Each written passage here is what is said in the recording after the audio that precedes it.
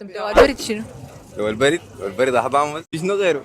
ما اللحم ما بتفيد الا اللحم. هيقول لك اللحم ما بدفي لله. ده كلام صح. يعني حضن بس. ايوه. سؤالنا بقول لك الليله دواء البرد شنو؟ دواء البرد ايه. بطانيه وكرهانين. ما انا داير كلام بالواضح. ده كلام بالواضح خلاص كده النساء. ايوه ده دواء ده البرد دواء ده. البرد. اي. ليهم بدواك بشنو؟ شنو دوانا بشنو المنجلمط. شنو؟ شنو؟ تعرف المنجلمط؟ ما بعرف والله يا. انا عارف الليله. دار تعرف الليله بس خلاص خليها مقفوله كده.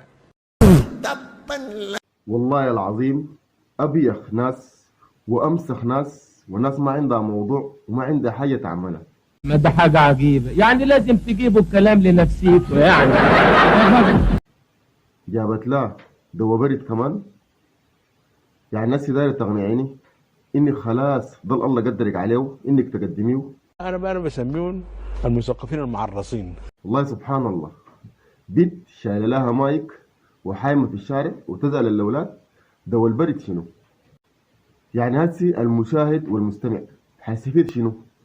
يعني هسي دي نكتة ولا دي حاجة مضحكة ولا فيها معلومة إضافية ولا بتفرق بينا ولا شنو يعني؟ يا أخي والله لازم عندكم موضوع. بصراحة كده ما بتعرفوا حتى تجيبوا موضوع. يعني حتى في الحاجة الشينة ما عارفين تجيبوا حاجة شينة فيها موضوع. وعشان تعرفوا الحلقة دي فاشلة والموضوع فاشل، كل التعليقات الجات تعليقات سلبية. في القليم ما عندكم موضوع، في القليم البلد نترحم على البلد، وفي القليم كلام كده. يا اخوانا نشوف التعليقات وبعد ذاك نرجع.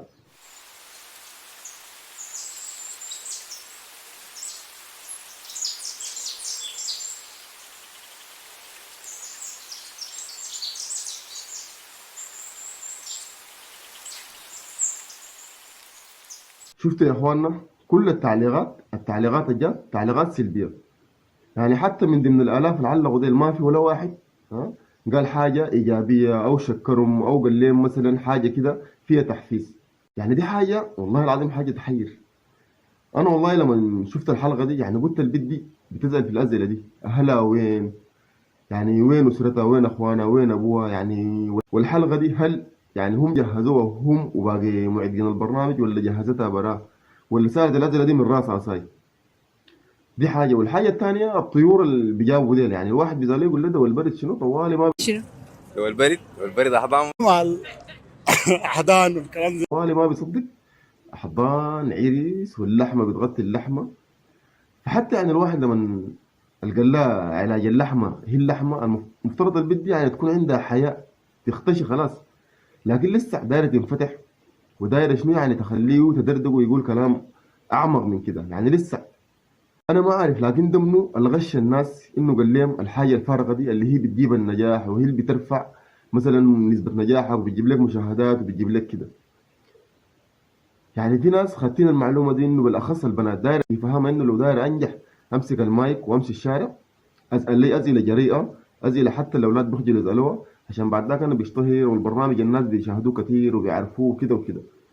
فعشان كده يعني هو يا ريت الأسئلة دي لو جابوها من عندهم. هسي الأسئلة دي بيسألوها في البرامج الأجنبية البرة، يعني بتفتح القنوات برة بتلقى الأسئلة دي سألوها، يعني حتى هي مكررة، لكن ديل بيقوم بيلقطوا الأسئلة دي وبيجيبوها على أساس إنها دي حاجة جديدة، حاجة مثلا يعني متنوعة الناس دارينها وكده. لكن حاجة والله بايخة وحاجة مسيخة. يعني في واحد علق في التعليقات قال يعني ناس ياجوج وماجوج دول لما يطلعوا من الوطن ودارين يفسدوا بيلقوا الناس دي أفسدوا وما خلوا حاجة حتى. فدي الأمثال دي يعني بت يعني آخر الزمن بيت تكون ماسك كلام مايك تقول له زول علاج البرد شنو؟ يقول لها اللحمة مع اللحمة أيوان، ويقول لها العرس تقول له بعدين بيحصل شنو؟ بعدين بيحصل شنو كيف يعني؟ يعني داري يحكي لك التفاصيل حقت الدخلة وكده ولا شنو؟ يعني وين أهلك؟ وين قرايبك؟ وين أخوانك؟ أنت ما بتاخد لهم اعتبار، ما بتخجلي، أنت بس سودانية يعني. البنت السودانية دي بتكون عندها حياء بتختشي بتراعي حتى للناس وكلام الناس عشان ما يقولوا. ودي من العادات والتقاليد في المرأة السودانية. وين انت حياتك؟ وين احترامك؟ وين تربيتك؟ وين اهلك؟ مرق عليك في الشارع بتزعل يا اولاد. يا اخي لو سالت بنات ساي ممكن نقول دي حاجة يعني خاصة بالنسوان او البنات ما بيخجلوا مع بعض، لكن بنت في وسط اولاد وتقول للولد ده والبرد شنو؟ يقول لها الزواج، تقول لها وبعدين بيحصل شنو؟ حضن اهو وبعدين بيحصل شنو؟ يا اخي والله العظيم دي قمة التفاهة وقمة العشوائية وقلة أدب ما ليها حدود. فالله يصلح البلد.